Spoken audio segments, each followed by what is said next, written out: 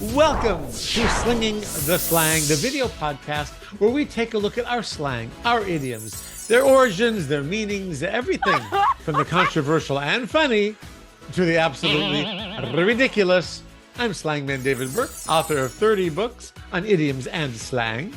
And I'm Monica Mauro, Director of Education for an ESL school in beautiful, sunny, warm California.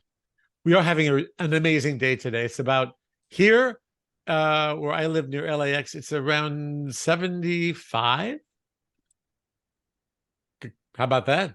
Yeah. And we've been having a lot of rain over the past several months. So we are so excited about our new weather, and we're excited to have you with us. If you are an ESL student, if you're a lover of English, if you are our one fan, we welcome you. And please, if you have any questions for us, as always, you can always email me directly at david@slangman.com. Thank you for being part of our show. And yes. What I always love to do, every morning I look at the language news. And Monica, lots of news in the language news, including, like there is every day, new slang words. Yeah, every day coming in, pouring in. And that's what makes it kind of confusing. As an author of slang books, how do I keep all the books up to date and all that? Well, luckily the videos, because we do videos every day, the videos change in the books because they have to. Slang keeps changing, which makes it alive. And that way we never know what our episodes are going to be about. So, well, especially with the social media, David, with social media slang, social media has developed a whole new culture of language. It's so exciting. It's exciting because it's changing and morphing. It's no longer just the classics anymore, like right off the bat or right. Par for the course. Now it's just like you say, every day there's like this new slang, and as quickly as it comes in, it also kind of goes out. Like fashion. It comes in, goes out, then it comes back like fashion does. Language fashion. I love it. That is a good topic, or a good moniker, a good category, language fashion. And you reminded me, there's a new slang. Before I tell you the slang word I was going to tell you, you reminded me, social media. There's something new that's trending today, right now, on TikTok. Oh, okay. Let me think. I didn't. You know what? I didn't even know about this one. It comes from a song by Tyler the Creator. I can't remember the name of the song, but the song has la la la in it and okay, okay, okay. So now la la la is referred to as a person, or refers to a person who is laid back and fun and really cool, whereas okay, like me, okay. David. You're la la la, and okay, and maybe me. Yeah, very laid back, kind of shy and introverted. Yeah, you and I are both la la las. So that's kind of the newest of the new slang used in social media. But there is a new word that I absolutely love. Okay, wait. Let me just tie up la la la. So I would say to you in context, I would say, "Oh, David, you're so la la la." Yep. Okay, cool. Or like okay.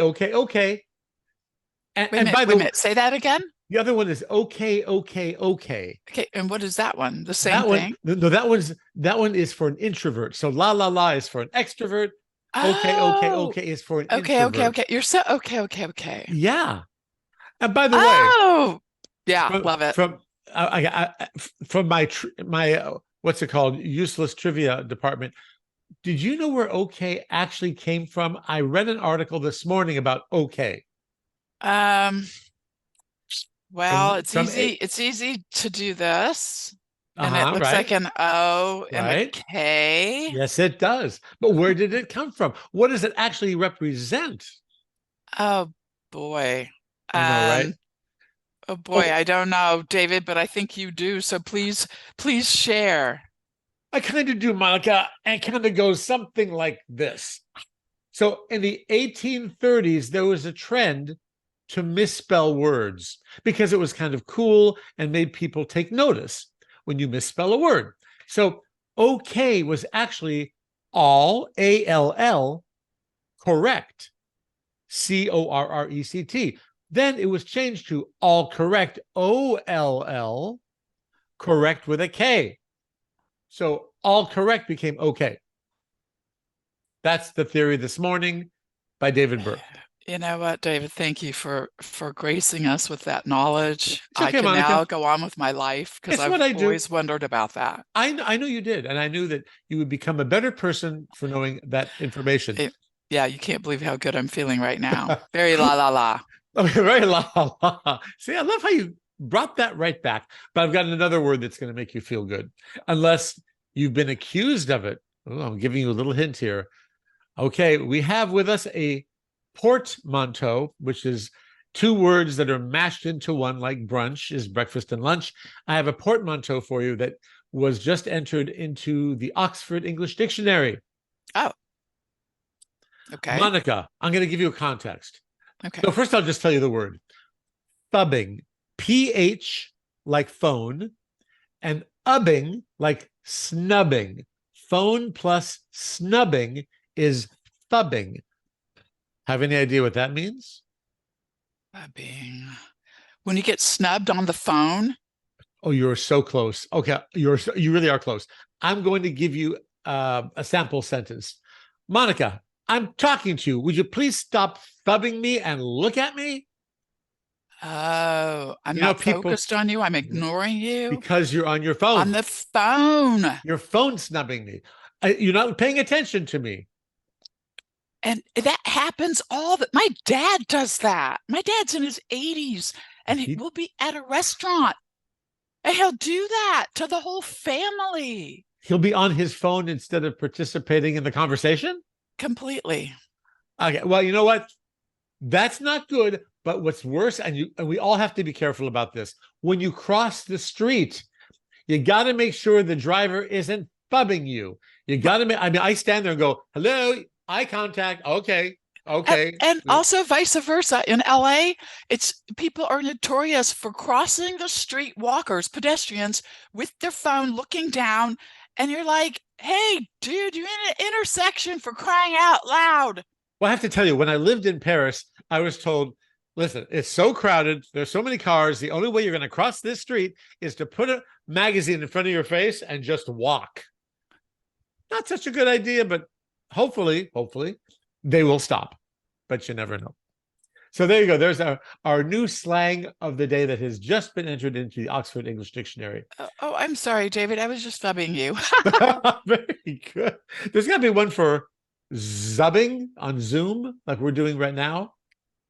Oh, listen, yeah. Is that official, or did you just coin that? We are allowed to coin anything we want because we are, after all, slinging the slang. Well, okay, all right. No, we're going to coin so many phrases today. I say we coin zubbing. Zubbing, when you're just like, I'm sorry, what? Yeah, that's zubbing. That's our slang word, zubbing. Yeah, well, and we're putting that on the email, on the website, on everything. Yes, zubbing with a big red line through it. No zubbing. No zubbing. Yeah. Okay, well, David Burke. Yes, ma'am. Speaking. 2023, like they do in the corporate for like ESL. Right. Intelligence +1, crash it. 19, blah, blah, blah, blah. So you've heard it here from Slangman David Burke, the new term zubbing. So we did get a lot of emails, Monica, some really interesting ones, which I loved. I'm going to run them all by you, of course. It was about, slang is already confusing. Idioms are really confusing if you interpret them literally. But there are a lot of idioms that are extra super duper confusing. And we've got some great emails here. So let's start with Oleg from Ukraine, living in Los Angeles. Okay. Oh, okay. Oleg, how do you say hello in Ukrainian? Privit. Privit is hello. Oh. Yeah, Monica, I'm in the know. Privit's back to you. Privit to you. See, you got the good accent and everything. Okay. Oleg, I had a passenger. Okay. I'm an Uber driver. I had a passenger tell me, to turn left right here. and he got angry because I missed his turn. You want to explain that one? That's Turn funny. left. That could be really confusing, right? Turn Turn, left right here. and you just said it to me. You just said it. That could be confusing, right? So sometimes right is a question, it adds a question mark to the sentence, asking Right. if right. I see you doing it Or again, confirmation, like I just did. like you Right. just did, or it's a direction. So actually, we always say when it comes to time, right now, it's always right plus now. So turn left or turn left right here. Okay, yeah, that's confusing. So Oleg, I know why you're confused, and so does Monica. You so Monica, right now means what? Right now means immediately. Immediately. So turn left, Immediate left. immediate left. Turn left immediately. But we always say turn left right now. That's just kind of common language. But it's interesting, Oleg. We don't think of that because it's we use slang every day. I never thought of that until you just asked. I would have said to you too, turn left right here. Very confusing. That's a good one. You gotta love That's why we're English. here, David. We're here. We are here, and we have We're proof. here for you. We are on tape. Okay, Greg from France. From France. You must be Grégoire, I'm assuming. Oh, well, let's see if you are. I've been studying English. You are Grégoire for years, but I'm confused about the verb to dust. I thought it meant to remove dust. I'm dusting the furniture. But on CSI, they use it to mean to add dust for fingerprints. Right? Have you heard that before, Monica? The police are going to dust for fingerprints. They're adding dust, but he learned it to mean to remove dust. Yes. That's confusing. Right. That could be confusing. Absolutely. You're going to dust the house. Although, remember the TV show, Monica, years ago, way before my time, the Munsters. Remember the Munsters? Is this a TV show, David? Yeah, the Munsters with the Munsters. Yes, yeah. I thought you said the minstrels. Oh, the minstrels. No, the singing minstrels. Didn't catch that show. The Monsters. Yes, at the Munsters. The Munsters. Yes, and it was about a comedy about a monster family. When Lily, the wife, would dust the furniture, she would use a vacuum cleaner that would spray out dust. Literally, she dusted the furniture. Dusted the furniture. Yep. So, Greg, we sympathize with you because that is very confusing. Carol, also from France. Oh, Grégoire, meet Carol. Oui. Meet each other. Merci beaucoup. That's the extent of my French. Warms the cockles of my cœur, of my heart. Okay, Carol, what are you saying? I'm living with a host family in Tennessee. Well, I want to hear French spoken with a Tennessee accent. And the wife of the family told her husband, before he went to his job interview, she said, break a leg. Why? How mean was that? I love this. I love this expression. So explain. Yeah, and actors are very superstitious. So if you say break a leg, then it won't happen. Bad luck. But if you say good luck, like good luck on your show, actors will get crazy. It's like, no. Oh, no, now I won't have good luck. You just kiboshed my luck. Right. So you have to say the opposite. Break a leg. That way, hopefully you won't break a leg if someone says to break a leg. It's all very, I was once in a production and the stage manager actually told us not to even reference the Shakespeare play that brings in it brings up superstition. He wouldn't even allow us to reference it. I believe it's from Hamlet. Really? I'm going to research it some more, but I vaguely know about this, so I knew what he was talking about, but I don't know the details. But that is how superstitious stage productions can be. When people tell me good luck on a shoot, I always say, no. You say break a leg. So you break too. a leg. So if Oh, I me said to too. you, Absolutely. Yes. oh, so before we start our slinging the slang, if I said, okay, Monica, good luck on this episode, you'd be like, no, stop it. No, stop. No, break a leg.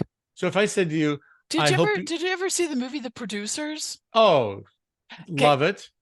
you have to see The Producers because it's all about that. You know, they're like purposely Right. going because they want the show to fail so they can get insurance on it. It's a great premise. So it's, And they're like walking under ladders and there's like getting black cats and you know, all that good stuff. And wishing everyone good luck. And so if I brought a black cat on here, that wouldn't make you too happy. Unless, of course, it was Halloween. And we have done a really fun Halloween show. If you haven't seen that, you might want to catch that. yeah, you because have to see our Halloween show. Yeah, that's all of our shows are really fun. Okay, well, let's see. That was Carol from France. Okay, Miguel from Mexico, living in Texas. Oh, Oh, okay. maybe you guys have run into each other when you were living in Texas, Monica. Miguel, does Monica look or sound familiar? You have to let us know. I use the expression, we need to nip it in the butt during a business meeting, and some of the people in the room started laughing. Did I say something wrong? David, okay. this reminds me, my father wrote me a letter once and called me Rosebud. No. So, yes, it's the same thing. It's actually nip it in the bud, like a flower bud before it blossoms. So it's nip it in the bud. Nip it when it's still new, when it's still nascent. And that means cut, to nip it in the bud so that bud can't grow into a flower. But I did think for several years, I'm ashamed to say it, maybe like several years, that it was nip it in the butt. Because, you know, when one person says it wrong and that catches on, then everybody starts using it wrong. It's like the word Feb. Okay, I think we talked about this. You say February, don't you? How do you pronounce the second month of the year? What's the word? The second month of the year. January. February. Say it again. February. You say February. Yeah. Me too. Because somebody said it wrong. So you and I say it actually incorrectly, but the masses say February. My mother always said February because that's how it's spelled. But I can't even say it like February. I would slow down on that second syllable. So I just say February. It's easier. Well, it's like the word, and I know some English teachers are going to hate me for this. I grew up saying jewelry, and it's, how do you say it? Jewelry. Oh, jewelry. Oh, I do it in 2 syllables. Jewelry. Okay, see, that's probably even better because it's supposed to be jewelry, not jewelry. But you say it the right way. Oh, you're so sophisticated, Monica. Well, I do my best. Well, you know what, David? This reminds me of I had my roommate's mother used to say, instead of shrimp, she would go shrimp. And it used to drive me crazy. But the woman was like in her late 60s, and I just could not correct her. But from where? She was American. I mean, you know, and I just thought, I can't correct her. I just can't correct her. But if she says shrimp one more time, I'm going to lose it. Yeah, shrimp. Did she have a speech? Shrimp instead of shrimp. Maybe she had a speech, something going on, a speech impediment or something. Wow. Okay, well, I hope we answered your question, Miguel. Because we did. Okay, Gene in Chicago. I can't just say Chicago. Barbecue. Chicago. Oh, and deep dish pizza. Let's not forget about that. Great food in Chicago. I love Chicago food. If you're not new with us, you notice that what Monica just did again. We always turn the wheel toward food. We always do that. Food. Thank goodness. Okay. Oh, I think we need to give. It's Jean in Chicago. We need to give her email some really special attention, Monica, because of what she says. Okay, I'm ready. I love your show. Let's read that again. I love your show. I didn't quite hear that, David. Can you say that again? I'm doing this in sign language for those of you who are getting us through your podcast only and not your video podcast. Your Show. That's show. Okay. Oh, Uh, Even though I'm a native speaker of English, I love that you forced me to look at how confusing our language is. Here's an expression I've been using wrong all my life. Yes, me okay. too. Well, join the club. Yeah, I've probably been using a lot of expressions completely I don't know incorrectly. about this one. Uh, okay. We're going to have Monica fill in the blank, and we'll see if she does it correctly or not. Monica, if you believe you can talk to me in that tone, well, you've got another blank coming. You've got another think coming. Monica, this is me applauding because I had it wrong for many, many, many years. I did think, as you did, Gene, it was thing coming. You've got another thing coming. I did. Let me just close that down. We just got a warning that we have 10 more minutes. So I thought it was you've got another thing coming because the k in think shares the same k sound as the word coming. So think coming. I thought it was thing coming. Did you And it's always at the know back that? of the throat. So, think But did thing. you always know that, Monica, or was there a No, day? I'll tell you how I found out. Okay. There was a song by the Scorpions called "You Have Another Thing Coming." I'm not going to sing because it could like destroy our Too audio no, too late. audience. You Yeah, just did, Monica. You just did. I know. Sing. I just did. I'm just Please telling you. don't leave our podcast just because I sang. I swear I won't do it again. But I realized I saw the words once. I saw the lyrics once, Oh, and it said "think," and I said, "Oh my gosh, it's think, not thing." yep, And exactly. so many people say thing, and it's That's just right. it, and you can barely tell the difference in the sound. You can barely tell. Think, thing. It's back of the throat. Yeah, it's hard to tell. You've got K and another J. thing I mean coming. G. Think coming. That's hard. That's hard to tell the difference. And it's like if you're a non-native speaker of English, this is a very hard sound to differentiate. If I said David rules, which means I'm superior, David rules, and David drools. If I say both fast, right? If I say, okay, Monica, which one am I saying now? And he does tend to drool, guys. He I just just doesn't let you see that. those of you people watching or listening on the podcast. So if I say David drools, what did I say? David drools. Which one? That's hard, right? Yeah. David drools. David rules. That's And that's tricky. why in ESL classes and pronunciation classes you hear a lot of audio with similar sounds, and you have to Yeah. identify what they're Yeah. actually saying. So it might say, please hand me that thing. What do you think? And then you have to decide, did you hear thing or think? Exactly. Yeah, and it's very helpful. Very helpful. Well, not exciting, but it's helpful. Oh, we want to be exciting, so we're gonna end this with one more email that is exciting because it's from Monica. I don't know how you do it, how you can be in two places at once. Monica from Germany. Oh, but she probably spells it with a K, and I spell mine with a C. That's right. Very good. See, Monica, you are here for us. You're making sure that we do have another thing coming with a K in Monica. Okay, so she says from Germany, I'm so confused about the word funny. Okay, why? I told an American friend about a coworker who recently died, and I was shocked because she said, I just saw her last week. That's funny. Oh, interesting, Well, right? she's using the word as that's odd, strange, interesting. Exactly. But I if you just saw don't, her last week. She looked great, and now she's dead. and if you don't know that funny can also mean strange, that's strange. When you hear something after bad news, when someone says that's funny, it's like in French, Monica, the word bon, B-O-N, means good. But if you say ah bon, ah good in French, it doesn't mean good. It means really. So you could say so and so died, and the response, a normal response in French is ah bon. They're not saying ah good. They're saying really. So the same kind of confusing thing with our funny. That's a great question, isn't it? Yeah, See, good question. I Awesome love question. it. Forces Monica and me to look at our language in a different way too.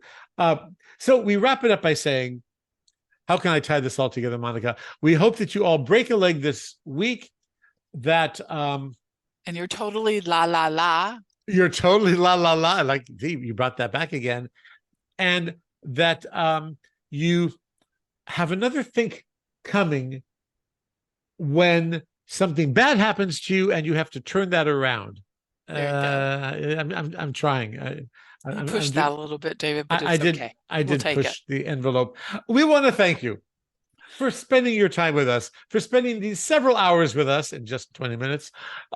Please, if you want to learn how to speak more like Monica and I do, and many, many people out there in the United States and Canada, check out my books at www.slangman.com.